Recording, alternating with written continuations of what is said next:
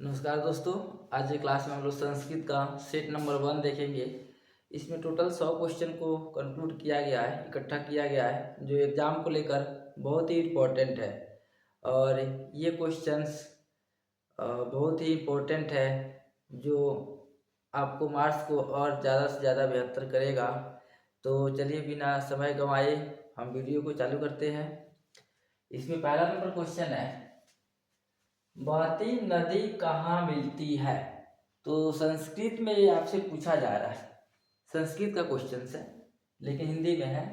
बहती नदी कहाँ मिलती है, सरोवर में, नदी में, समुद्र में, तालाब में। तो हम जानते हैं कि जो नदियाँ बहती है वो समुद्र में जाकर मिल जाती है। तो अतः इसका ऑप्शन नंबर सी जो है सही हो जाएगा, समुद्र में। फिर अगले प्रश्न की ओर हम लोग चलते हैं।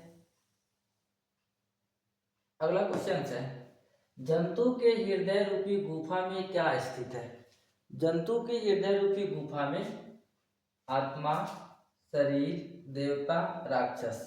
तो हम जानते हैं कि आत्मा है, अतः इसका ऑप्शन नंबर ए क्या है, सही है। फिर अगले प्रश्न की ओर हम लोग चलते हैं।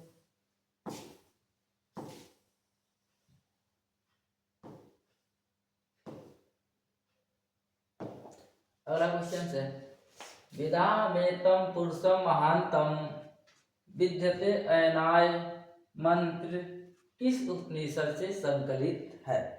तो हम जानते हैं कि श्वेता श्वेरो उपनिषद से है, क्योंकि मंगलम पाठ में 5 मंत्र संकलित हैं, जिसमें वेदामेतम पुरुषम महांतम जो है श्वेता सुरो उपनिषद से है, अतः इसका ऑप्शन नंबर बी क्या है, सही है।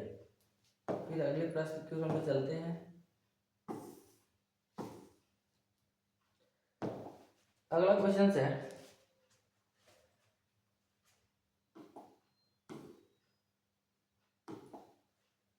साधु शब्द का सप्तमी एक वचन का रूप कौन है।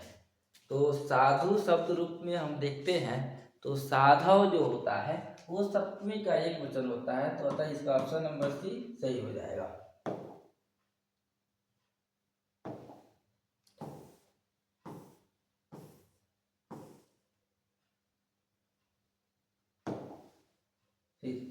नदी शब्द का सप्तमी एक वचन का रूप क्या है, तो नद्याम है, अतः इसका ऑप्शन नंबर ए क्या हो जाएगा, सही हो जाएगा। फिर अगले प्रश्न की ओर चलते हैं। गुरुनाम किस विभक्ति का रूप है। तो गुरुनाम जो है ये षष्ठी विभक्ति का है, अतः ऑप्शन नंबर डी इसका सही हो जाएगा।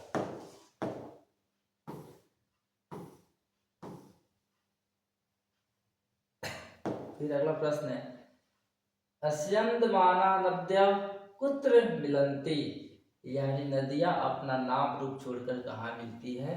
तो ये समुद्र में मिल जाती है, अतः इसका ऑप्शन नंबर क्या है, सी सही है। फिर अगला प्रश्न, रघुवंशम किनकी कृति है। तो हम जानते हैं कि रघुवंशम जो है कालिदास के द्वारा लिखा गया है, अतः इसका ऑप्शन नंबर सी क्या है, सही है, कालिदास।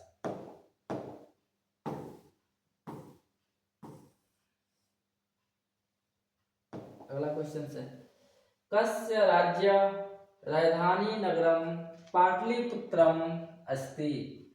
तो ये हमसे क्वेश्चन है, पूछा जा रहा है कि पाटलिपुत्र किसकी राजधानी नगर है। बिहार प्रदेशस्य, तो ऑप्शन ए हो जाएगा बिहार प्रदेशस्य, अर्थात बिहार प्रदेश की राजधानी नगर पाटलिपुत्र है, ऑप्शन ए सही है। फिर अगला क्वेश्चन है, काव्य मीमांसा नामक ग्रंथ का अलिखत, यानी काव्य मीमांसा नामक ग्रंथ किसने लिखा है। तो हम जानते हैं कि ये राजशेखर लिखे हैं, तो इसका ऑप्शन नंबर ए सही हो जाएगा, राजशेखर लिखे।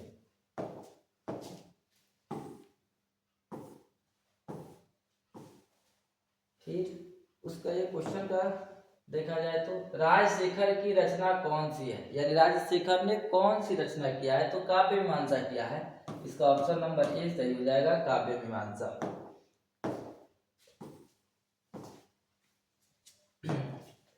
पाटलिपुत्र किस महापुरुष की जन्म स्थली है? हम जानते हैं कि पाटलिपुत्र जो है गुरु गोविंद सिंह का जन्म स्थली है, तो ऑप्शन सी हो जाएगा गुरु गोविंद सिंह। गुरु गोविंद सिंह क्या हो जाएगा? सही हो जाएगा।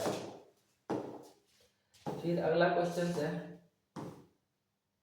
13 नंबर, स्वामी दयानंद के बचपन का नाम क्या था? तो स्वामी दयानंद के बचपन का नाम मूल शंकर था, तो ऑप्शन नंबर सी क्या हो जाएगा? सही हो जाएगा, मूल शंकर। अगला क्वेश्चन, उपनिषद कान प्रकटयन्ति, उपनिषद किस चीज को प्रकट करता है? तो उपनिषद जो है दर्शन शास्त्र के सिद्धांत को प्रकट करता है, तो ऑप्शन नंबर सी जो है दर्शन शास्त्र सिद्धांतान सही हो जाएगा।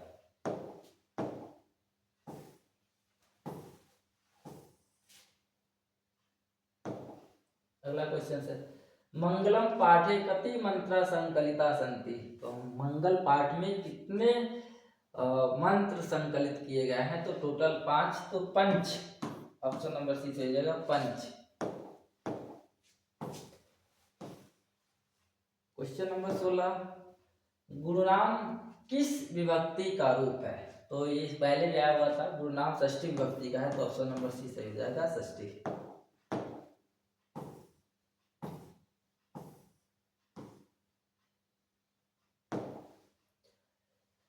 पा धातु का रूप लंग लकार मध्यम पुरुष एक वचन में क्या होगा?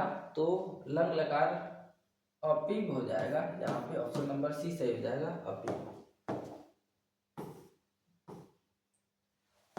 अगला क्वेश्चन है, तिष्ठे में मूल धातु क्या है? तिष्ठ माने होता है ठहरना, तो एस्था मूल धातु है, तो ऑप्शन नंबर ए क्या हो जाएगा? सही हो जाएगा, तिष्ठ एस्था।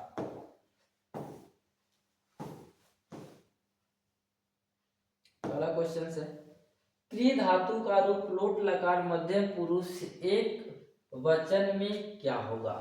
तो ये कुर्यु होगा, तो ऑप्शन नंबर इसमें देखा जाए तो ये डी हो जाएगा, कुर्यु।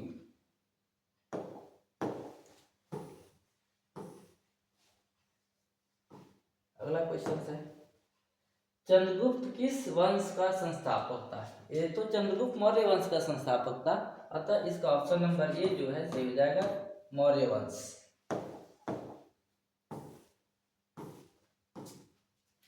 अगला क्वेश्चन है 21, वीरेश्वर कौन था?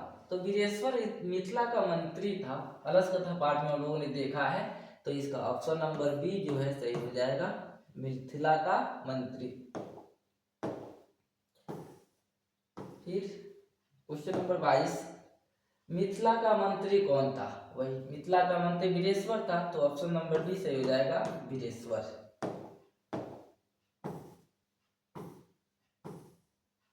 क्वेश्चन नंबर 23,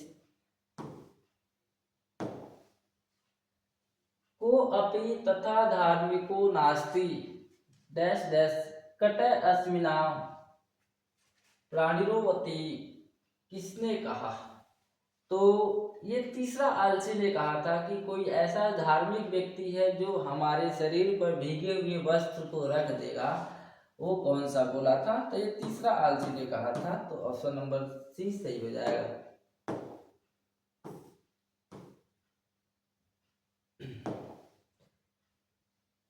चौबीस नंबर, शंकर रचित रचनाकार का, शंकर रचित के रचनाकार कौन है? तो शंकर रचित का रचनाकार जो है ये पंडित क्षमा राव है, तो इसका ऑप्शन नंबर जो डी है ये सही हो जाएगा, पंडित क्षमा राव।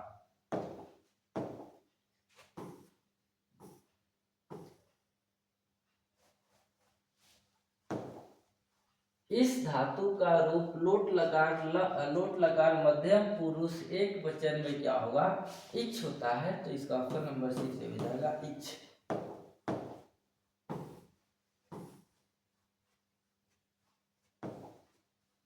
अन्वय का संधि विच्छेद क्या होगा?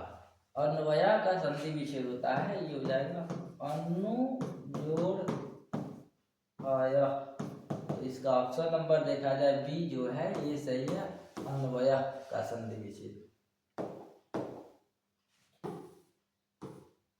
फिर 27 नंबर क्वेश्चन, अ प्लस उ के मेल से कौन सा नया शब्द बनता है? तो ओ बनता है, इसका ऑप्शन नंबर बी जो है सही हो जाएगा वो।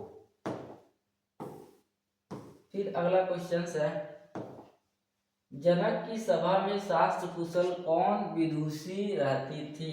तो गार्गी रहती थी, तो इसका ऑप्शन नंबर बी सही हो जाएगा, गार्गी।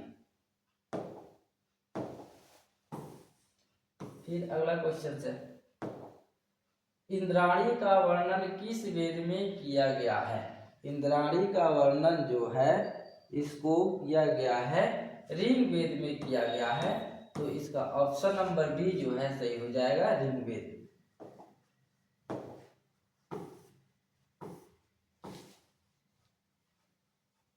अगला क्वेश्चन है, समाज की गाड़ी कैसे चलती है? तो समाज की गाड़ी जो है वो पुरुष और नारियों से चलती है, तो ऑप्शन नंबर सी सही हो जाएगा, क्योंकि पुरुष रहेंगे और नारी रहेंगे तभी समाज चल पाएगा, अतः इसका ऑप्शन नंबर सी जो है सही हो जाएगा।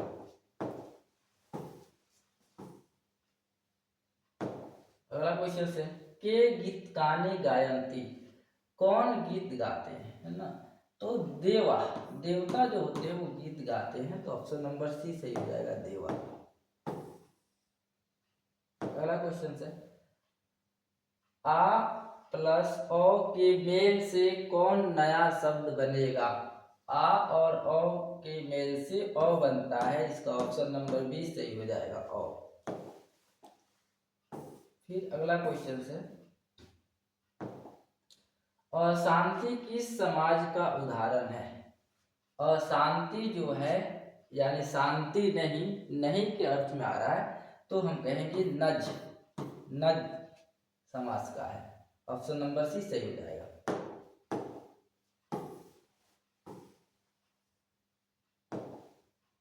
34, बहुव्रीहि समास का एक उदाहरण कौन सा है? बहुव्रीहि का मतलब होता है कि ऐसा शब्द जिसका अर्थ अलग निकले, कोई विशेष अर्थ निकले, उसे बहुव्रीहि कहते हैं।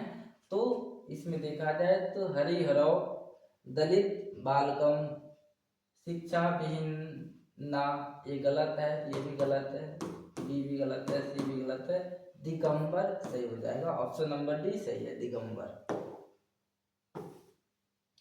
फिर अगले प्रश्न की ओर चलते हैं।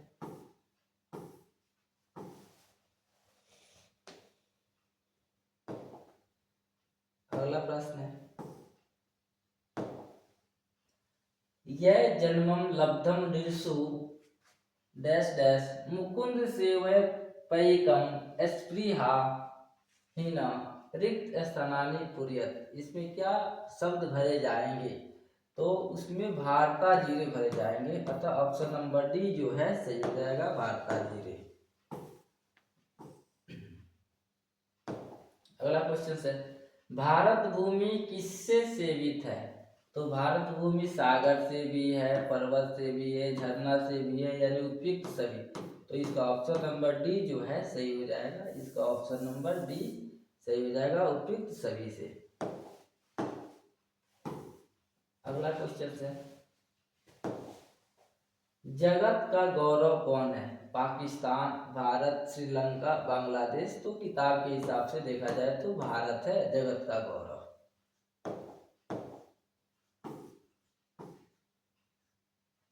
अगला क्वेश्चन है, वेद की पढ़ाई शुरू करना किस संस्कार के अंतर्गत आता है? तो ये शिक्षा संस्कार के अंतर्गत आता है, अतः ऑप्शन नंबर डी सही है।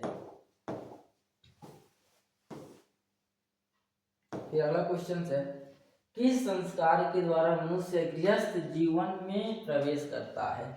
तो हमने पढ़ा था कि विवाह संस्कार के अंतर्गत व्यक्ति गृहस्थ जीवन में प्रवेश करता है, तो इसका ऑप्शन नंबर देखिए कहाँ है, विवाह संस्कार, तो ऑप्शन नंबर सी है, विवाह संस्कार, ये सही हो जाएगा।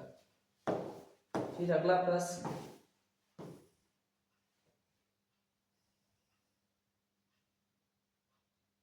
अगला प्रश्न है, सचिवालय का विग्रह कौन है?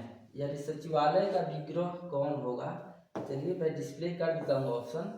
तो यहाँ आ जाएगा सचिवालय का जो विग्रह है ना, वो सचिव नाम आलय ये नहीं होगा, सचिवालय से आलय ये भी नहीं होगा, ये सचिव आलय, जहाँ सचिव रहते हैं उसी को सचिवालय बोला जाता है। तो ऑप्शन नंबर सी क्या है, सही हो जाएगा सचिव आलय।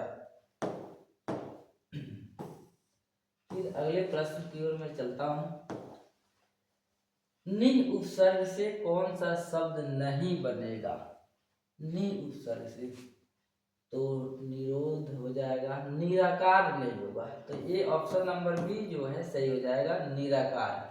ये सभी बन जाएगा, नियोजन बन जाएगा, नियोग बन जाएगा, निरोध बन जाएगा, लेकिन निराकार नहीं बनेगा, क्योंकि इसमें नीर जो है ये उपसर्ग है, इसलिए ऑप्शन नंबर बी जो है सही हो जाएगा। फिर अगला क्वेश्चन है, अनुकृति में कौन सा समास है, कौन सा उपसर्ग लगा है अनुकृति, तो अनु यहाँ देखा जाएगा तो अनुसर्ग लगा हुआ है, तो इसका ऑप्शन नंबर बी जो है सही हो जाएगा अनु।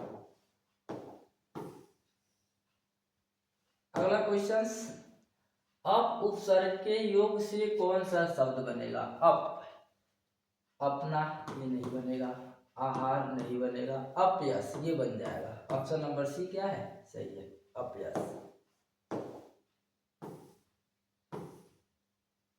अगला क्वेश्चन है, मरने के बाद कौन सा संस्कार संपन्न होता है, तो अंत्येष्टि संस्कार होता है, तो अंत्येष्टि संस्कार ऑप्शन नंबर बी है, ये सही हो जाएगा अंत्येष्टि संस्कार। फिर अगला प्रश्न की ओर मैं चलता हूँ।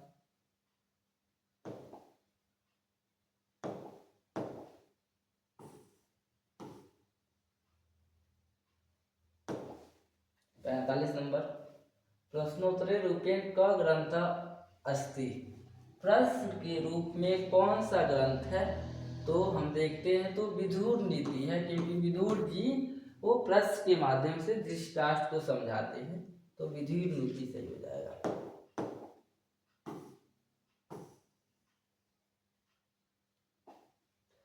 क्षमा किसकी हत्या करता है, तो क्षमा जो है वो किसकी हत्या करता है, तो हम जानते हैं कि क्षमा जो है क्रोध की हत्या करता है, यानी क्रोध नष्ट हो जाता है, तो ऑप्शन नंबर डी जो है सही हो जाएगा क्रोध।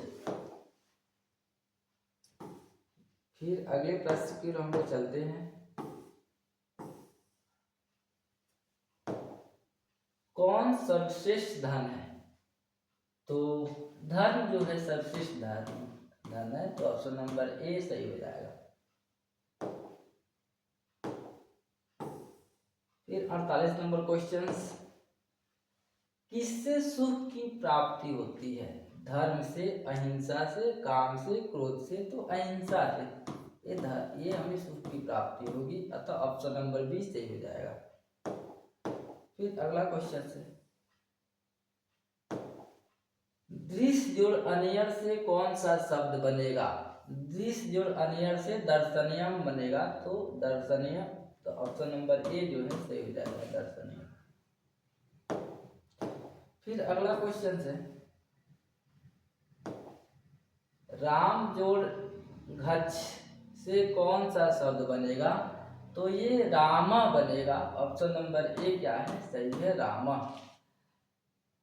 तो अभी हमने टोटल 50 प्रश्नों का उत्तर देखा है, फिर अगले वीडियो में हम लोग 50 से आगे क्वेश्चनों का उत्तर देखेंगे।